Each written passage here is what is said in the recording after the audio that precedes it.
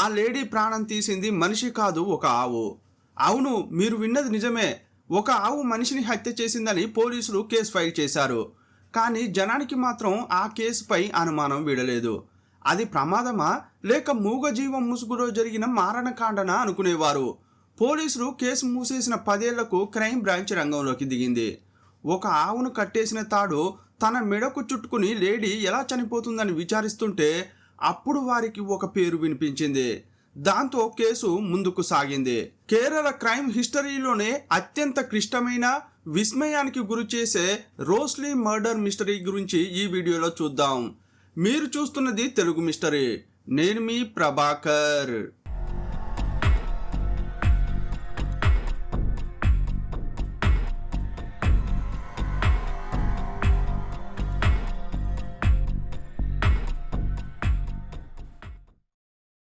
ఆ రోజు ఏప్రిల్ 1, 2003. అది కేరళ తమిళనాడు సరిహద్దుల్లోని త్రిశూర్ జిల్లా వెల్లికులంగర అనే చిన్న గ్రామం. ఆ రోజు మధ్యాహ్నం ఎండ మండిపోతోంది. ఊరంతా నిశ్శబ్దంగా ఉంది. చాకో భోజనం చేసి కాసేపు పడుకున్నాడు. అలవాటు ప్రకారం ఒక కప్పు వేడి టీ తాగడానికి జంక్షన్ వైపు వెళ్తున్నాడు. దారి పొడవునా రబ్బరు తోటలు, పొదలు ఉంటాయి. అతడు నడుచుకుంటూ వెళ్తుంటే ఎండుటాకుల శబ్దం తప్ప మరేమీ వినిపించడం లేదు. కానీ ఒక్కసారిగా నిశ్శబ్దాన్ని చీల్చుకుంటూ ఒక భయంకరమైన అరుపు వినిపించింది. ఎవరైనా కాపాడండి అని ఒక లేడీ అరుస్తోంది. చాకో అడుగులు వెంటనే ఆగిపోయాయి. ఆమె ప్రాణభయంతో అరుస్తున్నట్లుగా అనిపిస్తోంది. ఆ గొంతులోని వేదన చాకో వెన్నులో వణుకు పుట్టించింది. ఆ సౌండ్ ఎక్కడి నుంచి వస్తుందా అని అటూ ఇటూ చూశాడు. కానీ కాసేపట్లోనే ఆ సౌండ్ ఆగిపోయింది. అతనికి అది ఒక ఇల్యూషన్ లాగా అనిపించింది.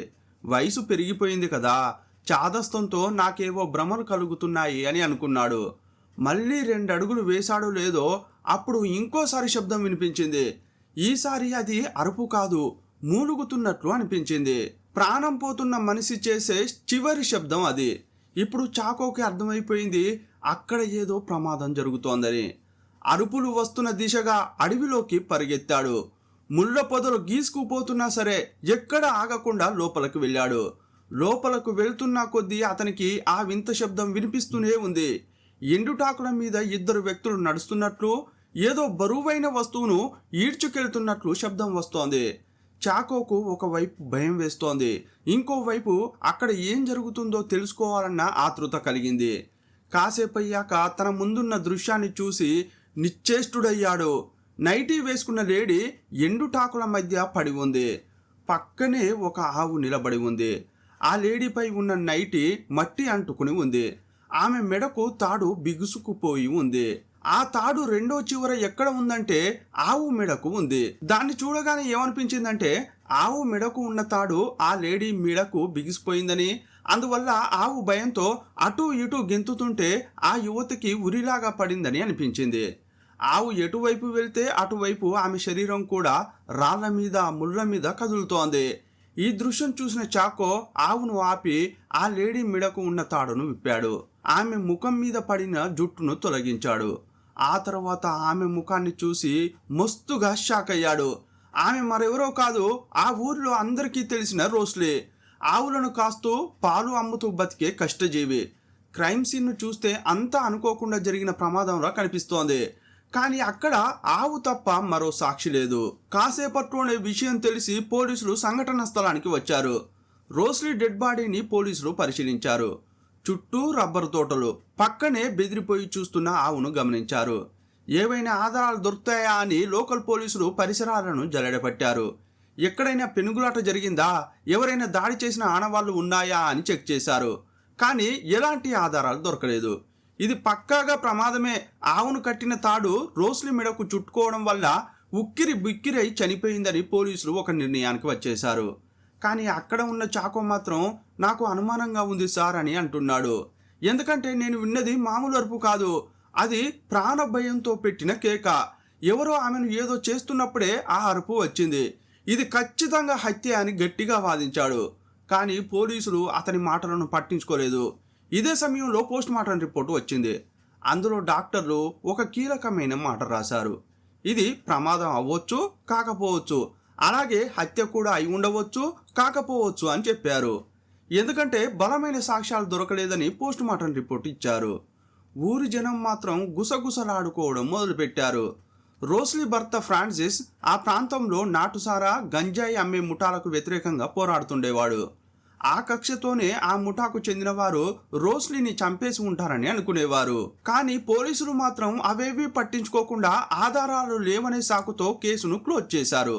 ఒక రకంగా చెప్పాలంటే ఆ నోరు లేని ఆవునే నిందితురాలిని చేసి చేతులు దులుపుకున్నారు. కానీ నిజం నిద్రపోదు కదా. రోస్లీ సోదరుడు అస్సలు తగ్గలేదు. ఊరి ప్రజలందరినీ ఏకం చేసి ఆందోళనలు చేశాడు. రోస్లీని హత్య చేసిన వారికి శిక్షలు వేసి మాకు న్యాయం చేయాలని పోరాడాడు. ప్రభుత్వం నుంచి చలనం లేకుంటే హైకోర్టుకు కూడా వెళ్ళాడు. అందువల్ల ఈ కేసును క్రైమ్ బ్రాంచ్కు అప్పగించారు. ఇప్పుడైనా నిజం బయటపడుతుందని అందరిలోనూ చిన్న ఆశ కలిగింది. కానీ కాలం ఎవరి కోసం ఆగదు. అప్పటికే రోస్లీ చనిపోయి 5 ఏళ్లు గడిచిపోయాయి. 5 ఏళ్ల తర్వాత రోస్లీ మర్డర్ కేసును విచారించడానికి క్రైమ్ బ్రాంచ్ ఆఫీసర్లు మళ్లీ గ్రామానికి వచ్చారు. పాత సాక్షులను పిలిపించారు. వేర్వేరు కోణాల్లో ప్రశ్నలు అడిగారు. కానీ 5 ఏళ్ల తర్వాత ఆ అడవిలో ఏం సాక్ష్యం మిగులుతుంది? చివరకు లోకల్ పోలీసులు చెప్పిన మాటనే వారు కూడా చెప్పారు. కొత్తగా ఏ ఒక్క చిన్న క్లూ కూడా దొరకలేదు. విచారణ సాగుతుండగానే ఆ కేసులోని ఏకైక సాక్షి, నిందితురాలిగా ముద్రపడ్డ ఆ ఆవు కూడా చనిపోయింది. చివరకు క్రైమ్ బ్రాంచ్ కూడా చేతులెత్తేసింది. లోకల్ పోలీసులు కరెక్ట్గానే విచారణ చేశారని, ఇది ఆవు వల్ల జరిగిన ప్రమాదమేనని వారు కూడా రిపోర్ట్ ఇచ్చారు. రోస్లీ కేసులో రెండోసారి కూడా మిస్టరీ విడలేదు. ఇక ఎప్పటికీ ఈ కేసు అస్సలు తెమలదని అంతా అనుకున్నారు.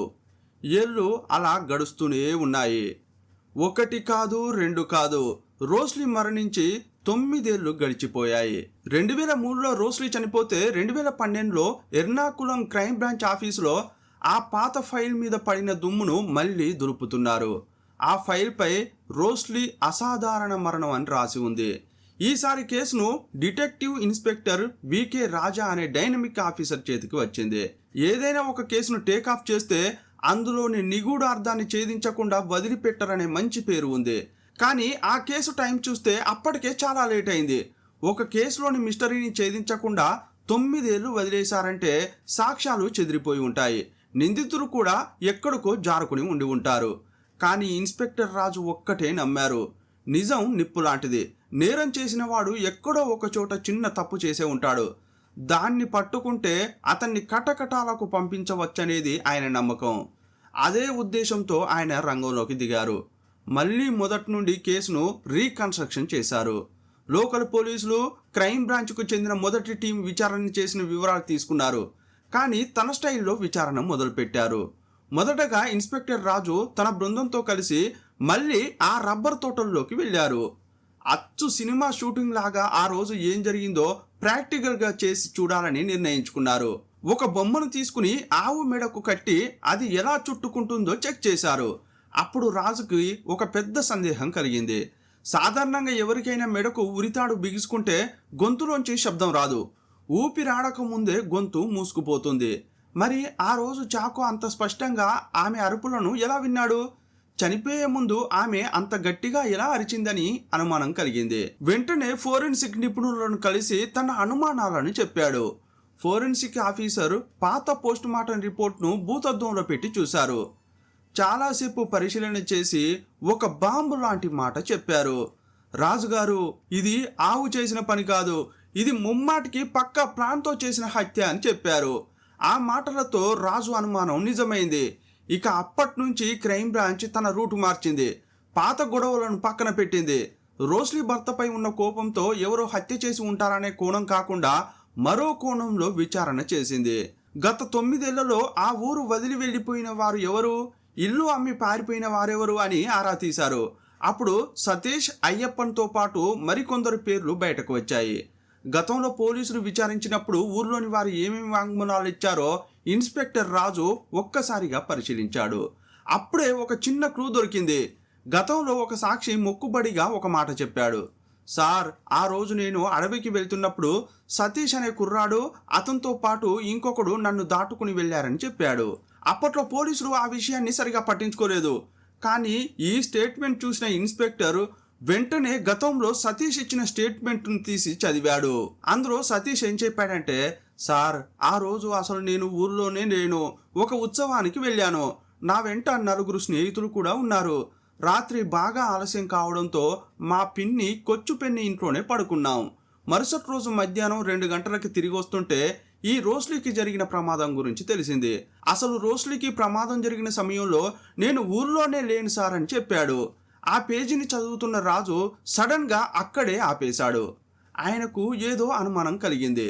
అతని ఉద్దేశం ఏంటంటే, నిజం చెప్పేవాడు ముక్కుసూటిగా చెబుతాడు, కానీ అబద్ధం చెప్పేవాడు అది నమ్మించడానికి అవసరం లేని విషయాలన్నీ జోడిస్తాడు. ఈ సతీష్ వాంగ్మూలంలో కూడా అతనికి అదే కనిపించింది. 9 ఏళ్లుగా నిద్రపోతున్న ఈ కేసులో సతీష్ చెప్పిన పిన్ని, ఉత్సవం అనే మాటలు ఆయన చెవిలో మారుమోగుతున్నాయి.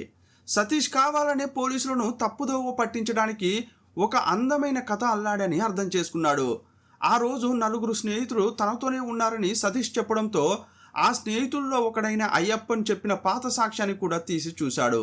అందులో అయ్యప్పన్ ఏమని చెప్పాడంటే, ఆ రోజు ఉదయం టీ తాగాను, ఆ తర్వాత మందు కొట్టాను అని మాత్రమే వాంగ్మూలంలో ఉంది. ఏ ఉత్సవానికి వెళ్ళిన ముచ్చట అందులో లేనేలేదు. ఇది సతీష్పై రాజుకు మరింత సందేహం కలిగించింది. ఇక ఇన్స్పెక్టర్ రాజు కాస్త కూడా ఆలస్యం చేయకుండా సతీష్ చెప్పిన ఆ పిన్ని ఇంటికి వెళ్ళాడు. ఆమెను కొన్ని ప్రశ్నలు అడిగాడు. తిరిగి వచ్చిన మరుసటి రోజే సతీష్ను ఎర్నాకుళం ఆఫీస్కి పిలిపించాడు. సతీష్ చాలా ధీమాగా ఎంక్వైరీ రూమ్ లోపలికి వచ్చాడు. 9 ఏళ్లు గడిచిపోయాయి కాబట్టి ఏ ఆధారము ఉండదని అతని నమ్మకం. సతీష్, ఆ రోజు నువ్వెక్కడున్నావు అని రాజు అడిగాడు.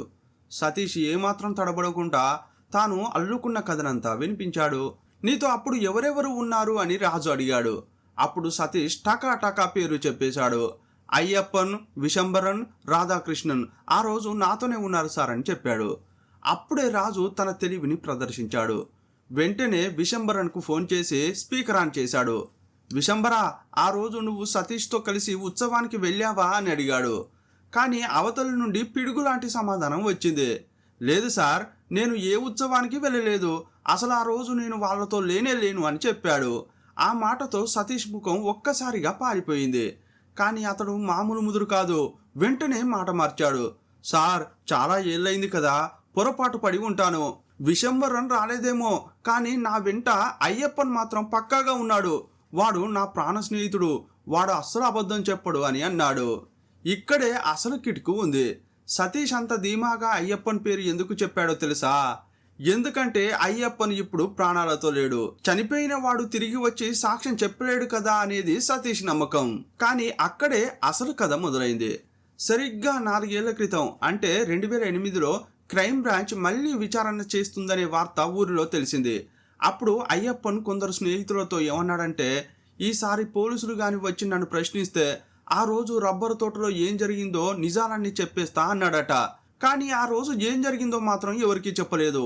అయ్యప్పన్ అలా సన్నిహితులకు చెప్పిన మరుసటి రోజే కనిపించకుండా పోయాడు. సరిగ్గా 15 రోజుల తర్వాత ఊరి పొలిమేరలోని అడవిలో విషం తాగి ఆత్మహత్య చేసుకున్న స్థితిలో కనిపించాడు. ఇన్స్పెక్టర్కు ఇప్పుడు ఒక బలమైన అనుమానం కలిగింది.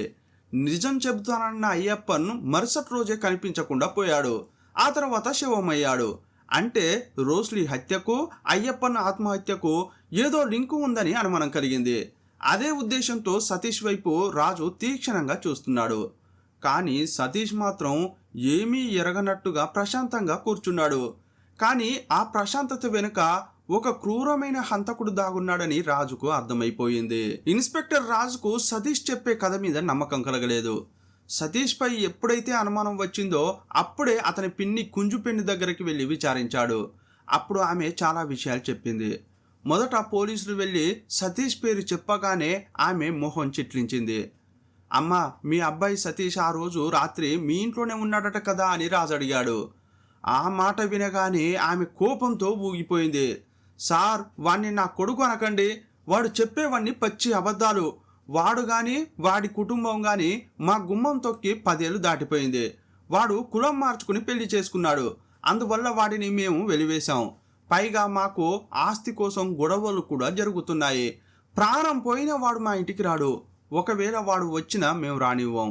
కానీ ఈ కేసులోకి వాడు నా పేరు లాగాడంటే అందులో ఏదో పెద్ద మోసం ఉండే ఉంటుంది. వాణ్ణి మాత్రం అసలు నమ్మకండి సార్ అని ఆమె చెప్పిన మాటలే ఇప్పుడు రాజు చెవిలో గింగురుమంటున్నాయి.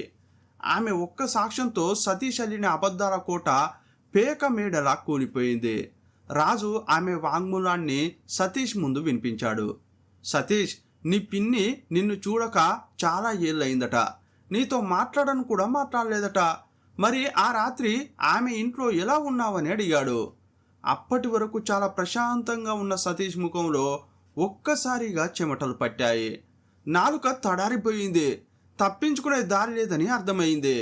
ఏదో సర్ది చెప్పడానికి శత విధాల ట్రై చేశాడు. కానీ రాజు మాత్రం గట్టిగా నిలబడ్డాడు.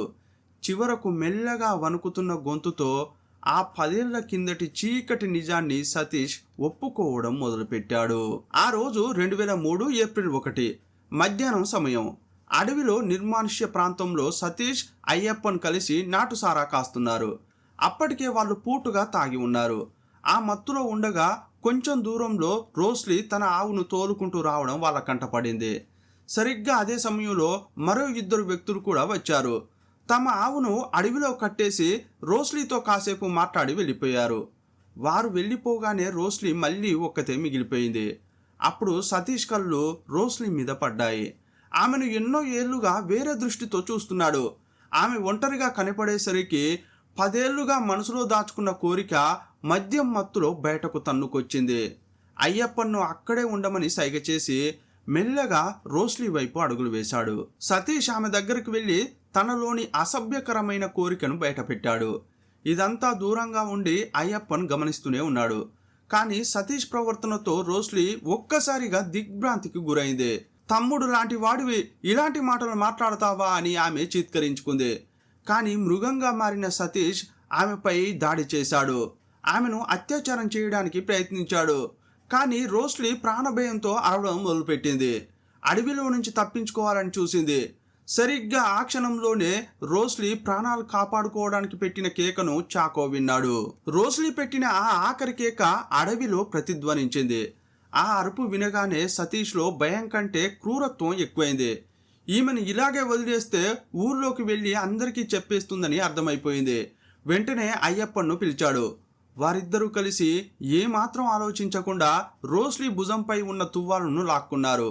ఆ తువ్వాలును ఆమె మెడకు చుట్టి చెరొక వైపు నిలబడి 2 చేతులతో గట్టిగా బిగించారు. రోస్లీ ప్రాణాల కోసం గిలగిలలాడింది. కాళ్ళు చేతులు కొట్టుకుంది. కానీ ఆ 2 దుర్మార్గులు ఆమెను కదలకుండా చేశారు. కొన్ని నిమిషాల తర్వాత ఆమె ప్రాణాలు కోల్పోయింది. రోస్లీని చంపేసిన తర్వాత పోలీసుల నుంచి ఎలా తప్పించుకోవాలని ఆలోచించారు. అప్పుడే సతీష్ ఒక్క పక్క క్రిమినల్ లాగా ప్లాన్ వేశాడు. చనిపోయిన రోస్లీ మెడకు బిగుసుకుని ఉన్న తువ్వాలను తీసేశాడు. పక్కనే చెట్టుకు కట్టేసి ఉన్న ఆవు మెడకు ఉన్న తాడును విప్పాడు. ఆ తాడును తీసుకువచ్చి రోస్లీ మెడకు ఉరిలా బిగించాడు. అప్పుడు అయ్యప్పన్ ఒక పెద్ద కర్ర తీసుకుని ఆ ఆవును ఇష్టం వచ్చినట్లు కొట్టాడు. భయపడిపోయిన ఆ మూగజీవి ప్రాణభయంతో అటు ఇటు పరిగెత్తింది. అది పరిగెత్తుతుంటే తాడుకు వేలాడుతున్న రోస్లీ శరీరం కూడా రాళ్ళు రప్పలపై ఈడ్చుకుంటూ వెళ్ళింది. చివరకు భూమిలో పాతిన ఒక ఇనుప చువ్వ చుట్టూ తిరిగింది.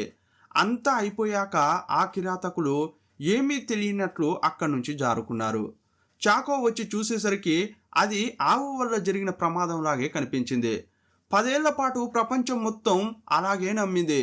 ఎట్టకేలకు ఇన్స్పెక్టర్ రాజు చాకచక్యంగా నిజాన్ని బయటకు రప్పించారు. తాను చేసిన నేరాన్ని ఒప్పుకున్న సతీష్ను అరెస్ట్ చేసి జైలుకు పంపారు. కానీ క్రైమ్ బ్రాంచ్ ఇన్స్పెక్టర్ రాజ్కి ఇంకో సందేహం కలిగింది. అయ్యప్పని ఎందుకు ఆత్మహత్య చేసుకున్నాడో అర్థం కాలేదు. అందులో కూడా ఏదో మతలబు ఉందనే ఉద్దేశంతో సతీష్ను మళ్ళీ కస్టడీలోకి తీసుకుని ప్రశ్నించాడు. అప్పుడు బయటపడింది అసలు విషయం. కేసు మళ్ళీ విచారణకు వస్తుందని తెలిసాక అయ్యప్పన్ బాగా భయపడిపోయాడు. ఈ పోలీసులు విచారణ పేరుతో బతకనిచ్చేటట్లు లేరురా. మనం చేసిన తప్పు ఎప్పటికైనా బయటపడుతుంది. అందువల్ల ఈసారి పోలీసులు వచ్చి అడిగితే నేను నిజం చెప్పేస్తాన్రా అని సతీష్తో అన్నాడు. ఒకవేళ అయ్యప్పన్ నోరు విప్పితే తన జీవితం జైలు పాలవుతుందని సతీష్ అనుకున్నాడు. ఇక వీడిని కూడా పైకి పంపిస్తే తను సేఫ్గా ఉండొచ్చని నిర్ణయించుకున్నాడు. అందువల్ల తన పాపంలో తోడున్న ప్రాణ స్నేహితుడని కూడా చూడకుండా అయ్యప్పన్ తాగే మద్యంలో సైలెంట్గా విషం కలిపాడు. ఆ మందు తాగిన కాసేపటికే అయ్యప్పన్ తన తల తిరిగి పడిపోయాడు. అలా అడవిలోనే తన స్నేహితుడిని కూడా అంతం చేసి అది ఆత్మహత్యగా చిత్రీకరించాడు. అయ్యప్పన్ కూడా చనిపోవడంతో రోస్లీ కేసులో ఇక తాను దొరికే ఛాన్సే లేదని ధైర్యంగా తిరిగేవాడు. ఇప్పుడు అతడు ఒకటి కాదు 2 హత్యలు చేశాడు. 10 ఏళ్ల పాటు ఎవరికీ చిక్కకుండా కాలం కళ్ళుగప్పి తిరిగిన ఆ రాక్షసుడు చివరకు అడ్డంగా దొరికిపోయాడు. లోకల్ పోలీసులు రోస్లీని ఆవు చంపింది అని కేసు మూసేసినా ఇన్స్పెక్టర్ రాజు పట్టుదలతో ఎంక్వైరీ చేసి నిజమైన మృగాన్ని లోకానికి తెలియజేశాడు. సాక్ష్యాలు చెరిపేసిన, సాక్షులు చనిపోయిన ప్రకృతి ఏదో ఒక రూపంలో నిజాన్ని బయటపెడుతుందని ఈ రోస్లీ ఉదంతం నిరూపించింది. ఈ కేసు కేవలం ఒక క్రైమ్ స్టోరీ మాత్రమే కాదు, నేరస్తుడి తెలివితేటలకు, పోలీసుల నిర్లక్ష్యానికి, చివరకు గెలిచిన న్యాయానికి నిదర్శనం. సతీష్ చాలా తెలివిగా తాను చేసిన నేరాన్ని ఆవుపైకి నెట్టేశాడు. కానీ నేరస్తుడు ఎంత తెలివైన వాడైనా ఏదో ఒక చోట దొరికిపోతాడు. పాపం పండినప్పుడు శిక్ష తప్పదు. చట్టం నుంచి తప్పించుకోవచ్చు, కానీ ప్రకృతి నుంచి తప్పించుకోలేము. రోస్లీ లాంటి పరిస్థితి ఎవరికీ రాకూడదు. ప్రస్తుత సమాజంలో మహిళలు, ముఖ్యంగా ఒంటరిగా పనులు చేసుకునేవారు చాలా జాగ్రత్తగా ఉండాలి. అడవి ప్రాంతాలు లేదా జనం లేని ప్రదేశాలకు వెళ్ళేటప్పుడు మనకే తెలియకుండా చుట్టుపక్కల ఎవరైనా ఉన్నారా అనేది క్షుణ్ణంగా గమనించాలి. మీరు ఎక్కడికి వెళ్తున్నారు, ఎప్పుడు తిరిగి వస్తారు అనే విషయాన్ని ఇంట్లో వాళ్లకు లేదా నమ్మకమైన వారికి ముందే చెప్పాలి. కళ్ళల్లో కొట్టడానికి కారం పొడి లేదా పెప్పర్ స్ప్రే వంటివి అందుబాటులో ఉంచుకోవడం మంచిది. అలాగే గట్టిగా అరిచి ఇతరుల దృష్టిని ఆకర్షించడం మొదటి రక్షణ. తెలిసిన వాడే కదా అని ఎవరిని నిర్మానుష్య ప్రదేశాల్లో నమ్మకూడదు. సతీష్ కూడా రోస్లీకి తెలిసిన వాడే, కానీ మృగంగా మారడానికి అతనికి నిమిషం కూడా పట్టలేదు. ఫోన్లో అత్యవసర నంబర్లను స్పీడ్ డయల్లో ఉంచుకోవాలి. ఒంటరిగా నడుస్తున్నప్పుడు లేదా నిర్మానుష్య ప్రాంతాల్లో ఉన్నప్పుడు ఇయర్ ఫోన్స్ పెట్టుకోవడం, ఫోన్లో మునిగిపోవడం చేయవద్దు. దానివల్ల వెనక నుంచి ఎవరైనా వస్తున్నా అర్థం కాదు. భయపడుతున్నట్లుగా కాకుండా చాలా ధైర్యంగా, అప్రమత్తంగా ఉన్నట్లు నడవాలి. సాధారణంగా నేరస్తులు భయస్థులని లక్ష్యంగా ఎంచుకోవడానికి ఆసక్తి చూపిస్తారు. ఎవరైనా మిమ్మల్ని వెంబడిస్తున్నట్లు అనిపిస్తే వెంటనే ఎవరికో ఫోన్ చేస్తున్నట్లు నటించాలి. నేను ఫలానా చోటుకు వచ్చేసాను, నువ్వు నాకు కనిపిస్తున్నావు అన్నట్లుగా గట్టిగా మాట్లాడాలి. ముఖ్యంగా ప్రయాణాల్లో చాలా జాగ్రత్తగా ఉండాలి. తెలియని దారులను అసలు ఎంచుకోవద్దు. త్వరగా వెళ్ళొచ్చని షార్ట్ కట్స్ కోసం చీకటిగా ఉండే సందులు, పొలాల గట్లు లేదా అడవి మార్గాలను అస్సలు ఎంచుకోవద్దు. కాస్త ఆలస్యమైన జనసంచారం ఉన్న ప్రధాన రహదారిలోనే వెళ్ళాలి. గుర్తు తెలియని వ్యక్తుల వాహనాల్లో లిఫ్ట్ తీసుకోవడం అత్యంత ప్రమాదకరం. ముఖ్యంగా ఒంటరిగా ఉన్నప్పుడు అది అస్సలు చేయవద్దు. ఆత్మరక్షణ కోసం కొన్ని పరికరాలు బ్యాగ్లో తప్పనిసరిగా ఉండాలి. పెన్ను, ఇంటి తాళం చెవులు, దువ్వెన, గొడుగు, ఇలా ఏదుంటే దాన్ని ఆత్మరక్షణ కోసం వాడుకోవచ్చు. ఒకవేళ తప్పించుకునే దారి లేక ఎదురు దాడి చేయాల్సి వస్తే మొదటి దెబ్బే గట్టిగా ఉండాలి. నిందితుడి ప్రైవేట్ పార్ట్స్, కళ్ళు లేదా గొంతుపై బలంగా కొట్టి వాడు తేరుకునే లేపే అక్కడి నుంచి పారిపోవాలి. ఫ్రెండ్స్, రోస్లీ కేసు మనకు నేర్పే పాఠం ఒక్కటే: సమాజంలో మనుషుల ముసుగులో మృగాలు తిరుగుతూనే ఉంటాయి. మన అప్రమత్తతే మనకు రక్షణ. ఈ కేసుపై మీ అభిప్రాయం ఏంటో కామెంట్ బాక్స్లో రాయండి. మరో వీడియోలో మళ్ళీ కలుసుకుందాం. అప్పటి వరకు సెలవు. జై హింద్.